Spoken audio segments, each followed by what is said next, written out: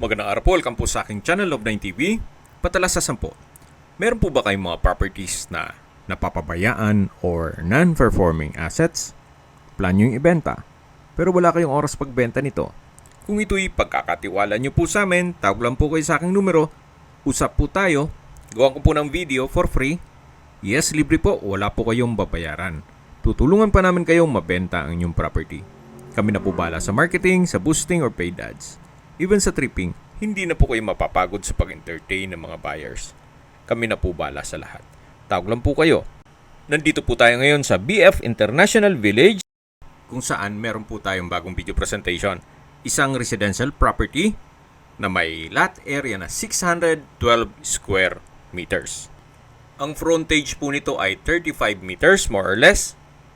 Bali 3 parsela po ito na titulado at buhay po ang may-ari. May bungalow house, then may 5 bedrooms, 4 toilet and bath, may maid's room with own toilet and bath, at may swimming pool. Ito pong garahe ay kakasya ang 2 SUV.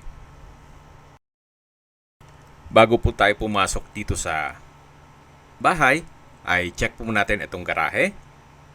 So maayos pa naman ang bubong. Ang kulang na lang po dito ay kisame.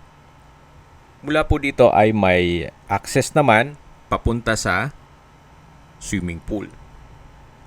At yan po yung daan naman papunta sa kusina. Usable naman po ito, sadyang hindi lang nila ginagamit. May slide na rin po at may side garden sa palibot nito. Ito po ulit yung garahe. Then yan yung main gate. Then yung pedestrian gate. Ito naman yung main door na may glass panels sa both sides. Then ito yung glass window sa may living area. Ito po yung glass windows dito sa master's bedroom. Then may enclosure dito na papunta naman ito sa setback at service area. Hanggang sa likod po ng bahay yan. Balik po ulit tayo dito sa harapan. Yan po yung mga glass windows with security grill dito sa master's bedroom. At yan po yung sa living room.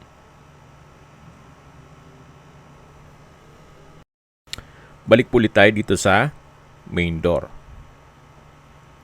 Then may center lamp sa ceiling. At papasok na po tayo. Welcome po dito sa bahay ni Sir.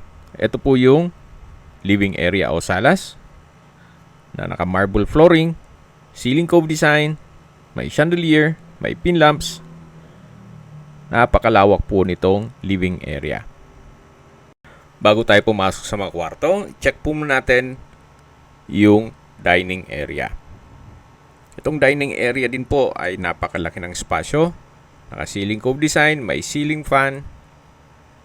Then meron pong customized glass window with security grill. At dito naman po yung formal kitchen.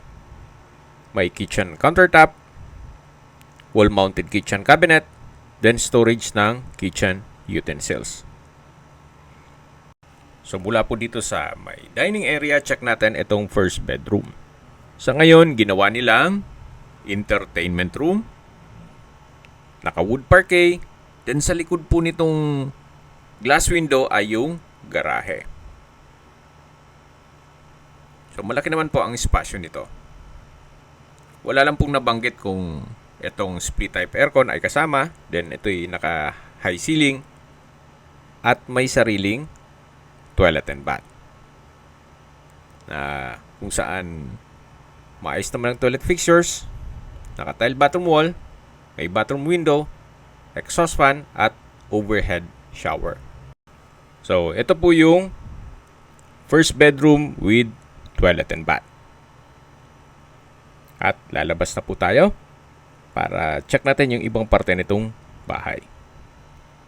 So, mula po dito sa first bedroom, dito po ulit yung kitchen, yung dining area, then may bar, counter sa dulo, Ito po palang formal kitchen ay meron ding extension na kung saan meron din po itong kitchen countertop, kitchen drawer at kitchen cabinet.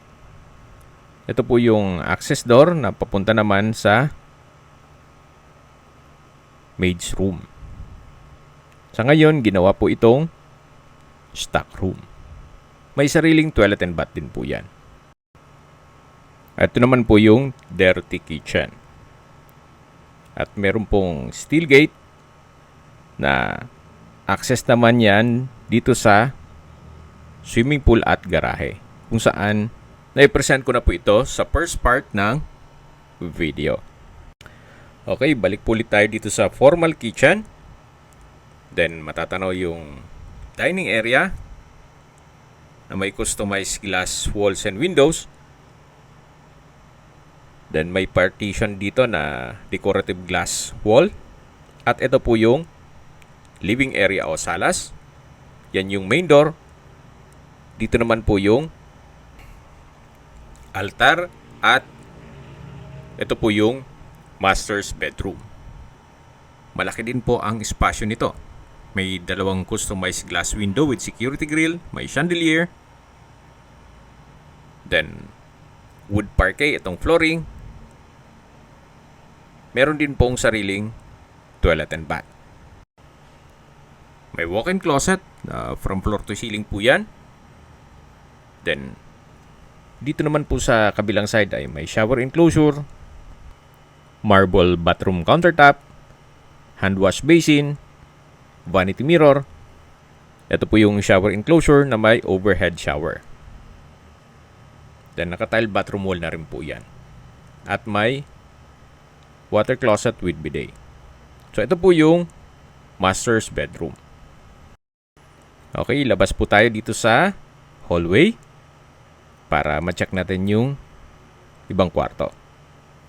So, dito naman yung third bedroom. Malaki din po ang espasyo nito.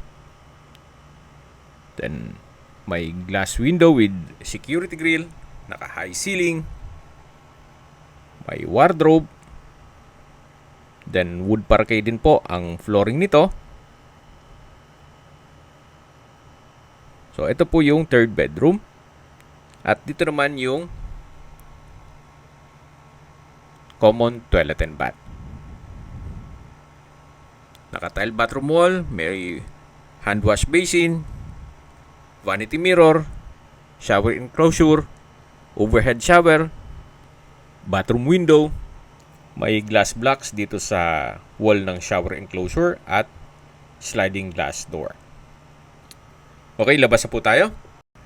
At ito po yung last bedroom. At biglaan po ang video shoot, kaya hindi po ganun ka-prepared sila. So, balik po ulit tayo dito sa may living area o salas. Habang naglilibot po tayo, pag-usapan natin ang distance, location at travel time. Mula po sa SM South Mall, ang distance is 2.4 kilometers at ang travel time is 11 minutes. Mula naman po sa Mulito Lifestyle Center at Alabang Town Center, ang distance is 3.7 kilometers at ang travel time is 14 minutes. Mula naman sa Parañaque Medical Center, ang distance is 4.3 kilometers at ang travel time is 15 minutes.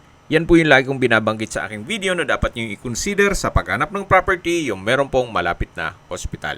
Hindi ko naman po sinasabing sakitin kayo, yan naman po for emergency purpose lang naman.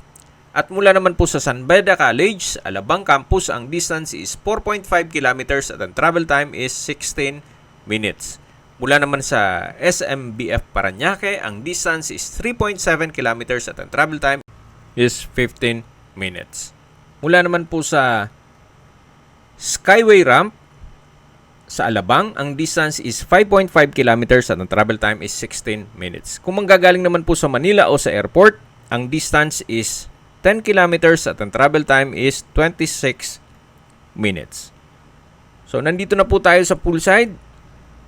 Ang kailangan lang po dito ay linis at ayos ng mga halaman o landscape. Sa bahay naman po, sa structure, maayos pa naman.